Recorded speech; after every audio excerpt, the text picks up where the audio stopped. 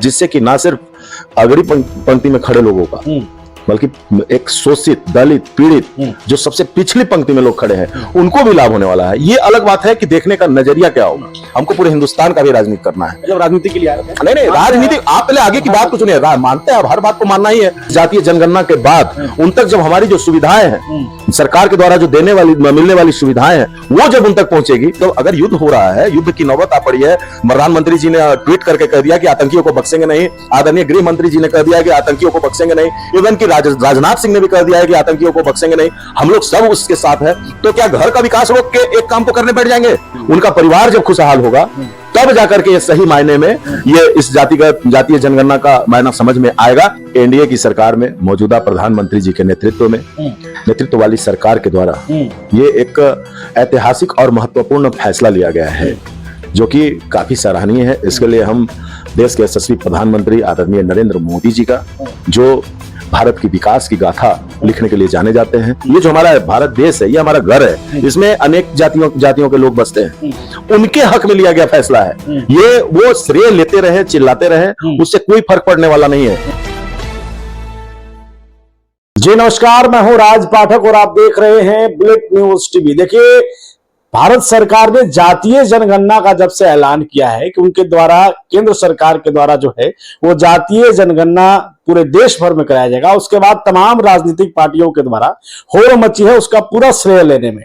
किसने कहा, क्यों कहा, कब कहा और क्या उद्देश्य रहा, इस पर हम जाएंगे। लेकिन उससे पहले ये जान लें कि जो एनडीए की सरकार ये कहती रही है कि बटोगे तो कटोगे, वो अब जातीय जनगणना में क्यों आई है। हमारे साथ में लोजपा के जिला अध्यक्ष चंद्रभूषण सिंह जी हैं, जो बड़ी बेबाक तरीके से अपनी बात रखने के लिए जाने जाते हैं। इनसे समझते हैं कि जातीय जनगणना से एनडीए सरकार को फायदा होगा या फिर आपने महागठबंधन को इसका फायदा दे दिया। स्वागत है बुलेट न्यूज में।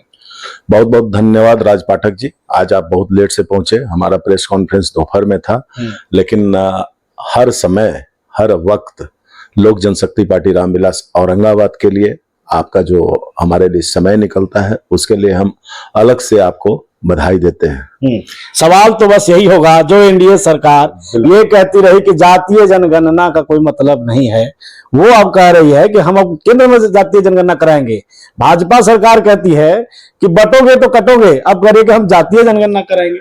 देखिए, हर चीज को एक सलीके से लेने की आवश्यकता होती है। सबसे पहले एनडीए की सरकार में मौजूदा प्रधानमंत्री जी के नेतृत्व वाली सरकार के द्वारा ये एक ऐतिहासिक और महत्वपूर्ण फैसला लिया गया है जो कि काफी सराहनीय है। इसके लिए हम देश के यशस्वी प्रधानमंत्री आदरणीय नरेंद्र मोदी जी का, जो भारत की विकास की गाथा लिखने के लिए जाने जाते हैं, जिनके फॉलोअर्स युवा भी हैं, बुजुर्ग भी हैं, हर पढ़े लिखे लोग, जिनको समाज के बारे में जानकारी हो, जो धरातल पे रहते हैं, जो एक शिक्षित वर्ग है, वो उनको पसंद करता है। और साथ ही साथ हम अपने नेता, लोक जनशक्ति पार्टी रामविलास के राष्ट्रीय अध्यक्ष, वर्तमान में केंद्रीय मंत्री आदरणीय श्री चिराग पासवान जी का भी धन्यवाद देता हूं कि उन्होंने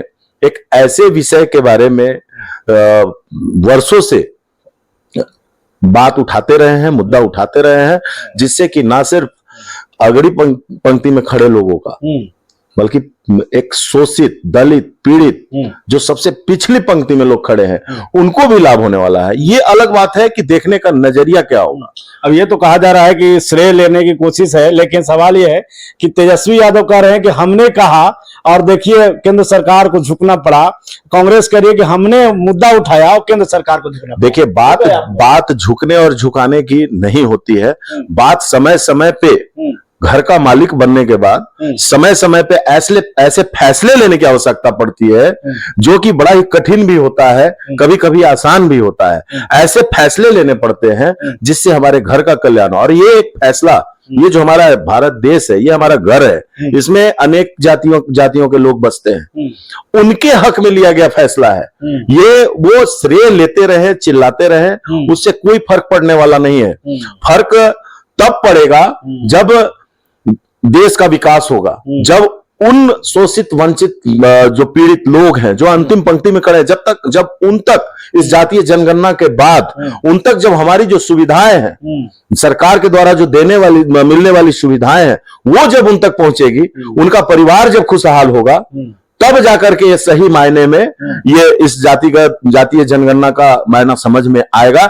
ये उन लोगों की समझ से परे है जो सिर्फ जाति की राजनीति की, एक पर्टिकुलर जात की राजनीति की है। ये नरेंद्र मोदी जी का जो ये फैसला है, उनके कैबिनेट के द्वारा जो लिया गया फैसला है, ये सिर्फ एक जाति विशेष के लिए नहीं है, इसको समझने की जरूरत है, ये सभी जातियों के लिए है। अच्छा, एक सवाल ले लेते हैं इस पर। वही केंद्र सरकार, वही भाजपा सरकार या प्रधानमंत्री मोदी ये कहते रहे कि जहां पर महागठबंधन में नीतीश कुमार और तेजस्वी यादव थे और बिहार में जातीय जनगणना करा रहे थे, तो उन्होंने कहा था कि सिर्फ हम 4 जाति को मानते हैं, जिसमें युवा, महिलाएं, किसान और गरीब।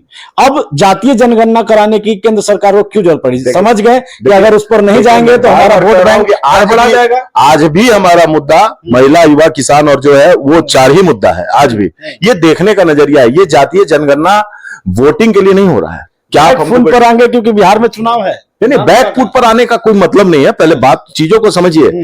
हमारे आदरणीय प्रधानमंत्री, बिहार चुनाव हो या भारत देश का चुनाव हो, कभी वो हमारे नेता आदरणीय चिराग पासवान जी को देख रहे होंगे। और ये जो निर्णय आदरणीय हमारे पार्टी के संस्थापक स्वर्गीय रामविलास पासवान जी के जमाने से ये बातें चली आ रही हैं। उन्होंने सदन में कई बार, आप देखेंगे उनका पीछे का वीडियोस, तो कितनी बार इस मामले को उठा चुके हैं। क्योंकि उनका सोच ये नहीं था कि हम एक राजनीति करके हम अपनी पद प्रतिष्ठा को पाएं। उनका हमेशा से सोच रहा है कि मेरे जो समाज के लोग हैं, हर समाज में शोषित, दलित, पीड़ित होते हैं, हर समाज में। अब संख्या बल के आधार पर मान लीजिए कि किसी की संख्या कम है और उसको ज्यादा सुविधा मिल रही है, या किसी की संख्या ज्यादा है उसको, तो उसी को एक म्यूचुअल करने के लिए इस तरह का कार्यक्रम किया जा रहा है, ना कि इसको जाति आधारित वोटिंग पर बटोगे तो कटोगे। आज भी वो लोग अपने बात पे स्टैंड है। ऐसा नहीं है कि किसी बात से वो डिनाई कर रहे हैं। वो भारत देश के विकास के लिए प्रतिबद्ध है। भारत देश के उनकी जो जनता है वो कैसे खुशहाल रहे, उसके लिए प्रतिबद्ध है। एक सवाल ये लेंगे आपसे। पहलगाम में आतंकी हमला होता है, तमाम देश के लोग आक्रोशित हैं कि हमें बदला लेना है, बदला चाहिए, सरकार के तमाम एक्शन पर नजर गड़ाए हुए हैं। ऐसे में अचानक से जातीय जनगणना का ऐलान करना, लोगों को लग रहा है कहीं ना कहीं मुद्दा भटकाने की कोशिश केंद्र सरकार कर रही है। देखिए, ये भटकाव जो है, ये भटकाव अब चलने वाला नहीं है। हमारा घर है, मैं भारत देश को घर ही मानता हूं। इसको समझने की जरूरत है। इसको जनरली आपको प्रैक्टिकली थ्योरी बता करके ही समझाना पड़ेगा। हमारा घर है, हमारे घर में किसी तरह का कष्ट हो गया तो क्या दूसरा काम खाना बनना बंद हो जाता है?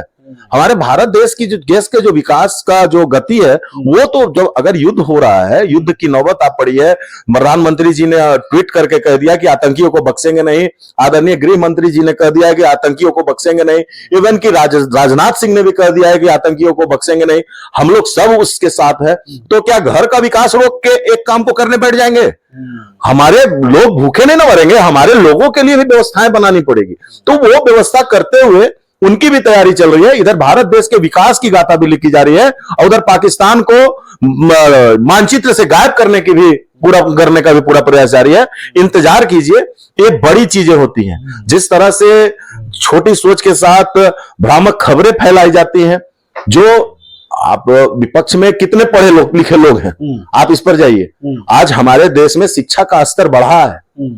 शिक्षा का स्तर बढ़ने के कारण ही आप देख रहे हो कि लगातार कितने चुनाव हो गए और लगातार हमारे प्रधानमंत्री जी बने हुए हैं। आप आदरणीय हमारे नेता चिराग पासवान जी को देख लीजिए। जिस तरह से युवा पीढ़ी और हर पढ़ा लिखा वर्ग और हर समुदाय का लोग, हर वर्ग का लोग उनके पीछे दीवाना है। उनको बिहार के राजनीति में और देश की राजनीति में जिस रूप में वो देख रहा है, ये अप्रत्याशित है। इससे समझने की चीजें हैं।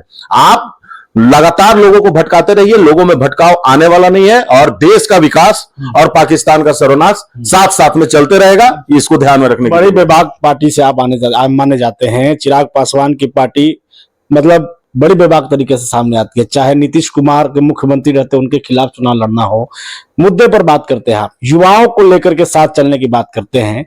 युवा पूछ रहा है, बिहार की जनता पूछ रही है कि पहलगाम में आतंकी हमला होता है, प्रधानमंत्री पहलगाम नहीं जाते हैं, वो सीधे चले आते हैं बिहार के मधुबनी में एक जनसभा को संबोधित करते हैं। लग रहा है आपको कि उस समय जरूरी था? बिहार को बहुत बड़ा पैकेज तो मिला नहीं ऐसा कुछ, तो प्रधानमंत्री को सबसे पहले देश की सोचना चाहिए था। बिहार भी देश में ही आता है। सबसे पहले मैं बता दूं, देखिए भ्रांतियां चाहिए था, लेकिन एक मिनट पढ़े लिखे तरीके से आप सोचिए, हमको वो प्रधानमंत्री है, हमारा भारत देश पूरे वर्ल्ड में अपना एक हैसियत रखता है। हमको बिहार का राजनीति भी करना है, हमको पूरे हिंदुस्तान का भी राजनीति करना है। मतलब राजनीति के लिए आए थे? नहीं, राजनीति आप पहले आगे की बात को सुनिए। मानते हैं, अब हर बात को मानना ही है। हम बता रहे हैं कि हमको उनको सबसे पहले मैसेज देना था, न कि जाकर डायरेक्ट अटैक कर देना था। वहां पर उन्होंने अपनी यात्रा को कैंसिल किया, जहां गए थे वो तुरंत सऊदी अरबिया से, वो तुरंत यात्रा को कैंसिल करके वापस आते हैं। उनके आते आने से पहले अमित शाह जी वहां पहुंच जाते हैं। तो एक रचनात्मक जो उनका कार्य है देखिए आप नेता है, देखिए बिहार के भी लोग मरे थे ना, बिहार के लोग भी उसमें हमारे शहीद हुए। हम मरा हुआ नहीं बोलते उनको, वो शहीद हुए हैं, वो देश के लिए जान दिए हैं, समझ लीजिए, एक तरह से यही कहा जाएगा। वो बिहार के भी लोग हैं, तो आप इसको इससे क्यों नहीं जोड़ के देख रहे हैं कि बिहार के लोगों के साथ सहानुभूति प्रकट करने आए हैं? बिहार के जो लोग थे वो बाहर में पोस्टेड थे, काम कर रहे थे। बिहार से भी संख्या है ना, 2-4 लोगों की संख्या जरूर है 26 लोगों में मरने वालों की। तो आप इसको पॉजिटिव क्यों नहीं जोड़ रहे हैं कि बिहार में वो बिहार के बिहारियों के संदेश देने आए थे, बिहार में संदेश देने आए थे, और यहां से उन्होंने जो संदेश दिया है वो पूरे विश्व में गूंज रहा है। उन्होंने 4 लाइन इंग्लिश में भी बोला था, ताकि अगर हिंदी कोई ना समझता हो तो इंग्लिश में भी समझ ले। हर चीजों को निगेटिव लेकर के चलने से नहीं होता है, कुछ चीजें पॉजिटिव भी होती है। ये पॉलिटिक्स है, और अब का पॉलिटिक्स हमारे चिराग पासवान के नेतृत्व का पॉलिटिक्स है। वो पॉलिटिक्स अब सिर्फ अपनी पद और अपनी प्रतिष्ठा को पाने के लिए नहीं चलेगा। अब जनता का विकास कैसे होगा? हमारे लोग जो है पिछड़े, अति पिछड़े, दलित, महादलित जितने लोग हैं, उनका विकास और उत्थान कैसे होगा? और हमारे भी समाज में अगड़े में भी उनका अगड़ों के प्रति भी वही सोच रहा है। वही उसी का अध्ययन है 10% आरक्षण। हमारे स्वर्गीय पार्टी के राष्ट्रीय अध्यक्ष आदरणीय रामविलास पासवान जी का पद्म भूषण से सम्मानित, उन्हीं का देन है 10% आरक्षण। तो आप ये कैसे जोड़ करके चल रहे हैं कि उनका जो सोच है बिहार में आने का? सोनू सिंह जी, सवाल ये है ना कि तेजस्वी यादव कह रहे हैं कि हम वादा किए थे कि हम जातीय जनगणना करा के रहेंगे, राहुल गांधी कह रहे हैं, अब विधानसभा चुनाव नजदीक है, आपको घाटा हो जाएगा? हमको क्यों घाटा हो जाएगा? हम एक बार आपको कह रहे श्रेय आप लेते रहे। अब सोशल मीडिया का जमाना है, अब लोग सब कुछ देख रहे हैं, सब कुछ समझ रहे हैं। वक्त पे जो कड़े फैसले लिया जाते हैं हमारे आदरणीय प्रधानमंत्री के द्वारा, वो देश हित में होता है, वो अंतिम पंक्ति में खड़े लोगों तक के लिए होता है। और ये जातीय जनगणना में आने के बाद जब जिसकी जैसी उपस्थिति होगी, वैसे उनको जब उसका सुविधा मिलेगा, हिस्सेदारी मिलेगी, तो हमको कहां नुकसान होने वाला है? एक बड़ा सा वर्ग, उनके लिए एक छोटा वर्ग होगा, क्योंकि वो जात की राजनीति की है। और आपने एक बात और कहा कि वो कहते हैं, कहते तो हम लोग 15 साल तक जंगल राज देखते रहे, कहने का ही नतीजा था। अब करने का समय आया है भैया, अब कहिए मत, अब करके दिखाइए ना, आप करके दिखाइए, और जो गलत हो रहा है उसको बता के दिखाइए। एक बात की पुष्टि लोग का मतलब है कि सिर्फ और सिर्फ हम विरोध करेंगे, वही पॉलिटिक्स होगा।